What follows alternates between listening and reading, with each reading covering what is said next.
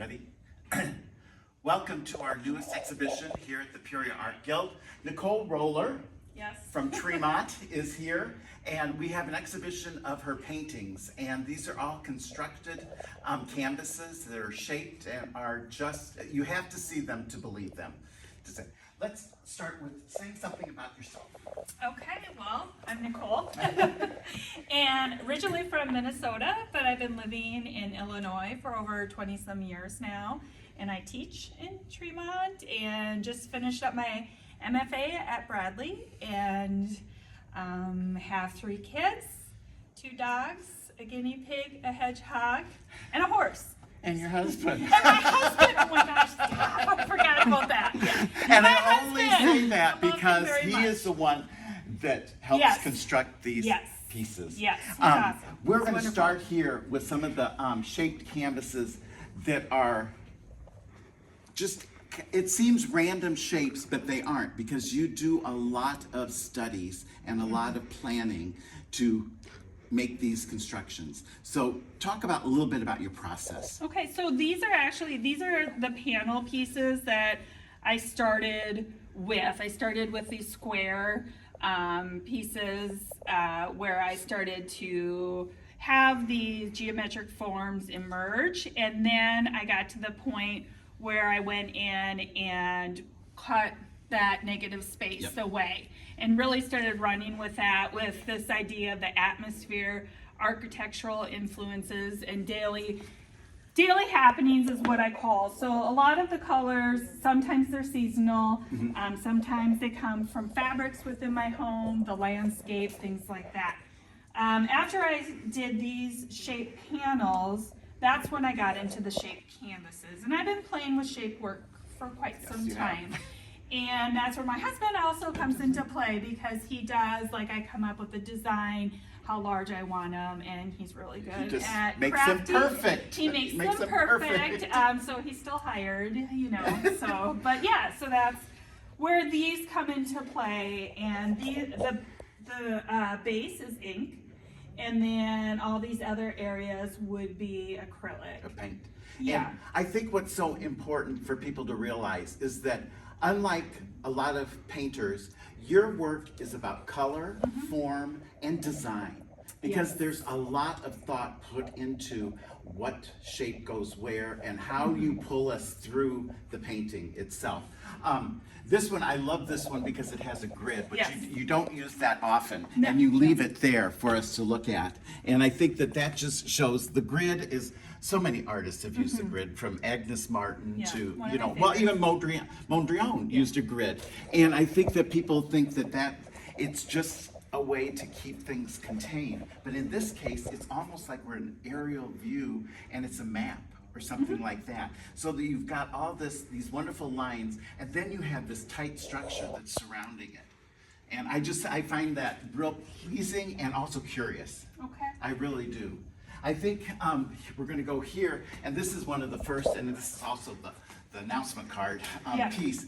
But what I find so incredible about this is your use of using these atmospheric images, this little slice of, and everyone needs to understand that you live in Tremont, you have, your studio is at your home, Yes. and you have the sweeping farmland, and also the sky. There's not many trees and everything, because No. a lot of it is farmland. And you have these wonderful little snippets that you've taken right out of the atmosphere. And those are so natural. Then you get to these tight things. And I really consider these a lot about being, and just like Tracy O'Dwyer, who has a piece, has an exhibit in the other gallery, but it's a lot about domestic, because a lot of these stripes and patterns could be either sheets, or they could be wallpaper, or they could be things that we can associate very easily with and see them every day. Yeah, I would agree. And it is about the everyday person with the everyday experiences, whether you're male or female Yeah. or whomever. And, you know, you come across these moments throughout your day. And I feel like you just built this catalog of colors and patterns. And, you know, when I'm doing something like this, I'm committed to that. Like, what have I selected? What have I wanted to pay importance And to. when does that start?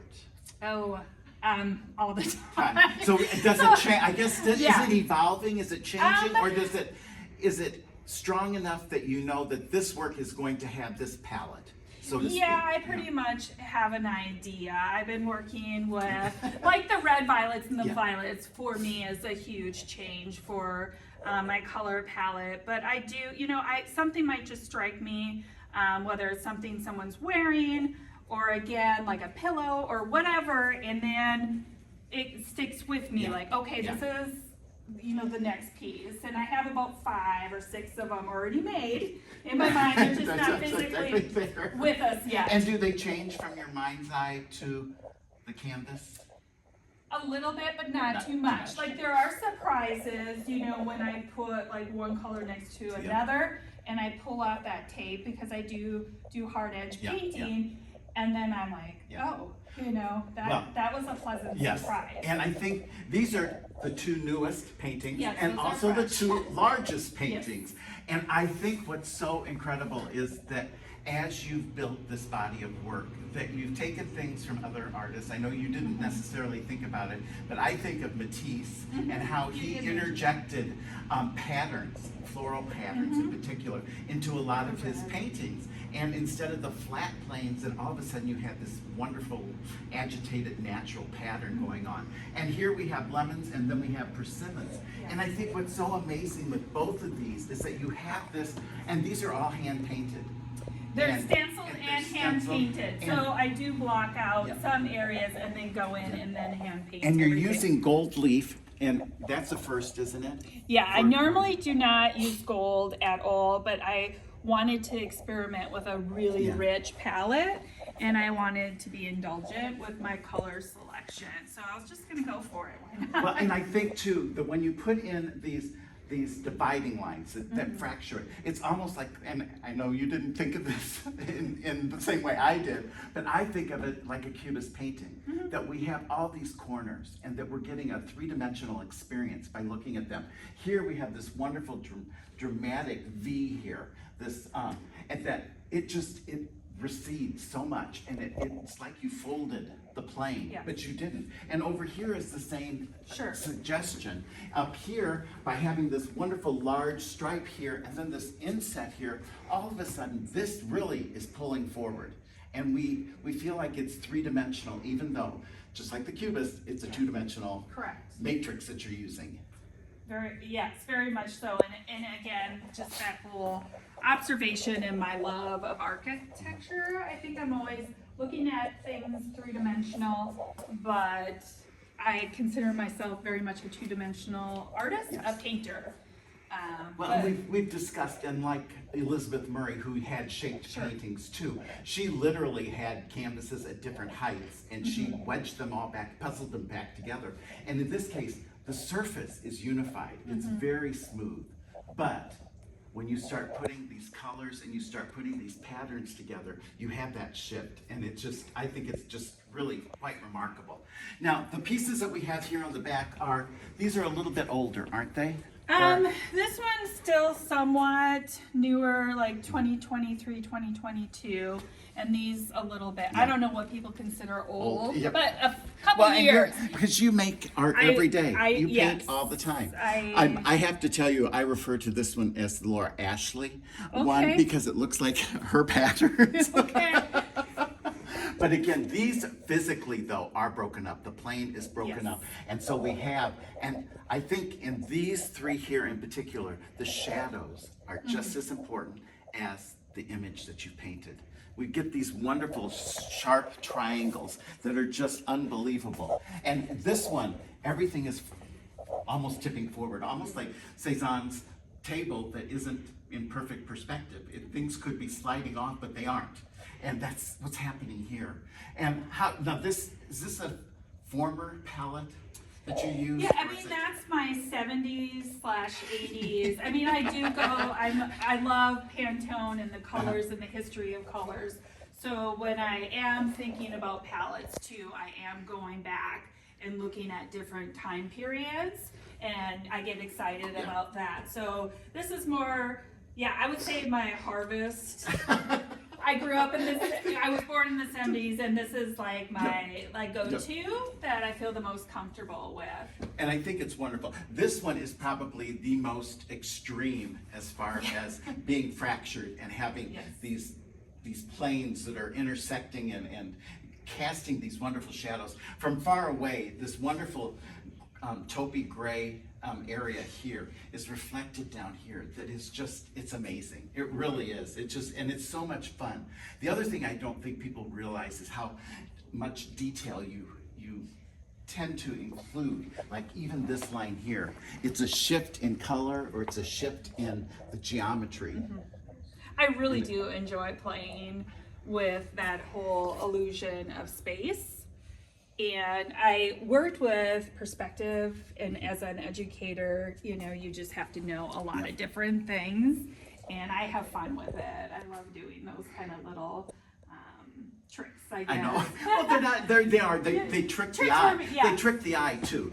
They make them more interesting instead of. And we all love him, but Ellsworth Kelly, his shaped canvases were monochromatic though, so they were one large field of blue or red or orange or whatever. And here you keep varying the palette so that it's multicolored, and it does all relate to one another or contrast.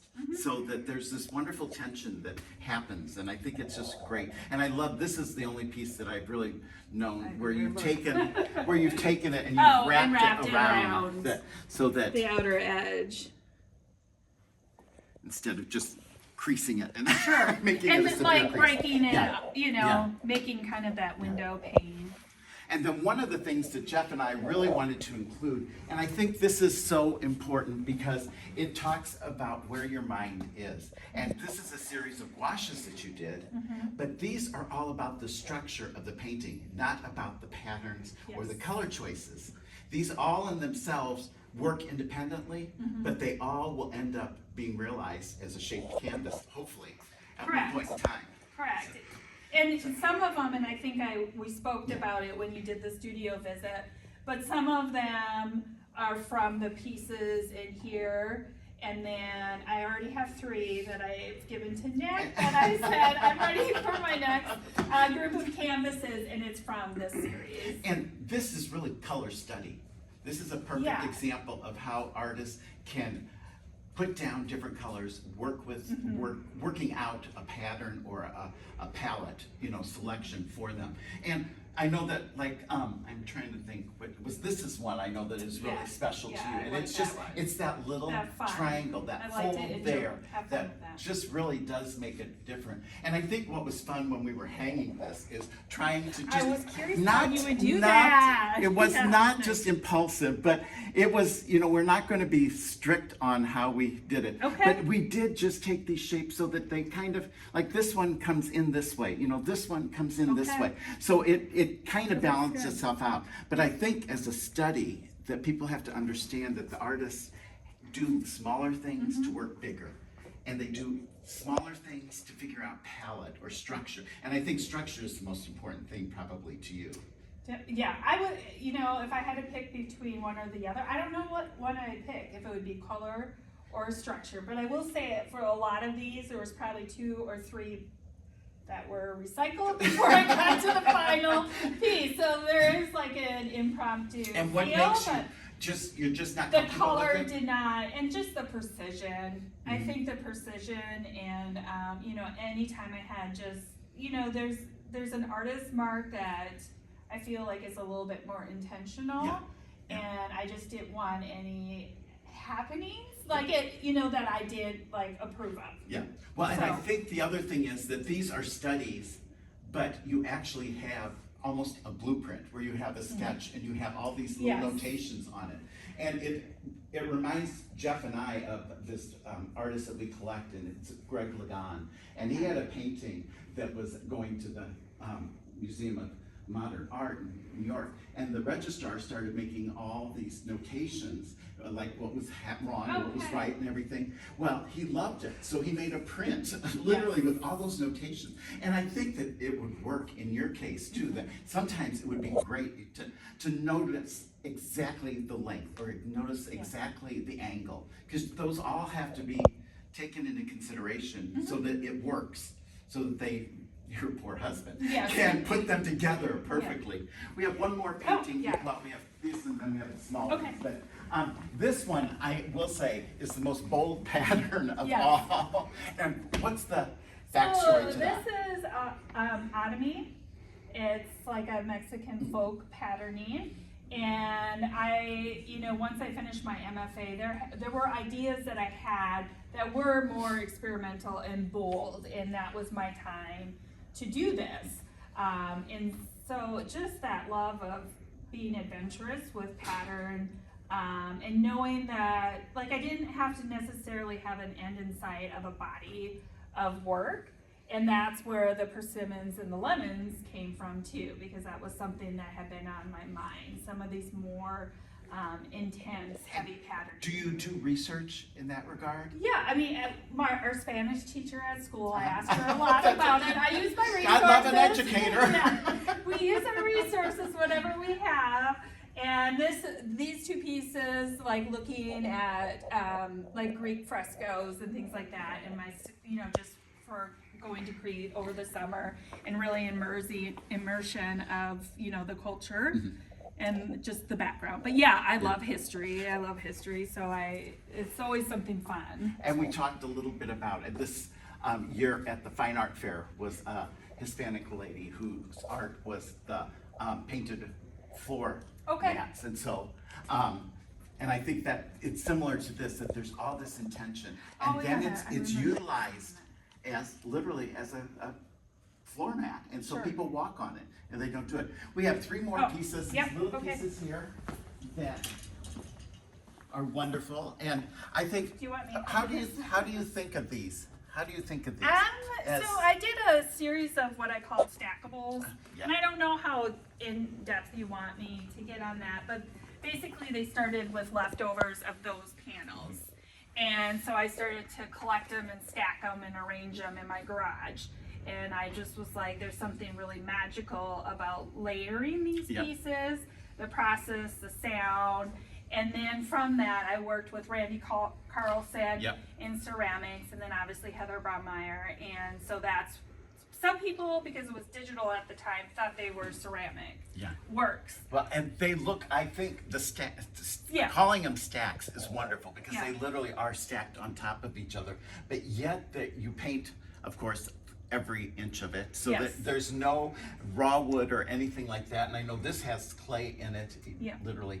But I think they're just there's something about, they're charming in a good way. They're small, but I do think that Jeff and I remember the stacks, and we remember you just taking things and literally creating that way. Are you going to go back to those ever? Or I think I just dabble in a little, and not dabble, but like, focus on one thing, move to the next. And when you came to the studio, I need more stacks because they're all pretty much the same color, and so those are things that I've been thinking about now that I've introduced the gouache paintings and these, and and then more canvas pieces. We just love them. They're pretty interesting. I would say there's obviously these pieces are a little bit more impromptu. I don't exactly know how they're going to fit, because it's a constant rearranging, like sketching. And then once I put them together, then I finalize. Sometimes I go in and make specific parts to complete them. That's great. Well, thank you so very, very much. The exhibit is up till the end of the month. Please come and join us. We're here from Monday through Saturday, 9 to 4:30 on Monday through Friday, and 9 to 2 on Saturdays. Thank you, Nicole. It's been a joy, a pure joy. I appreciate it. Thanks, Nicole. Thank you.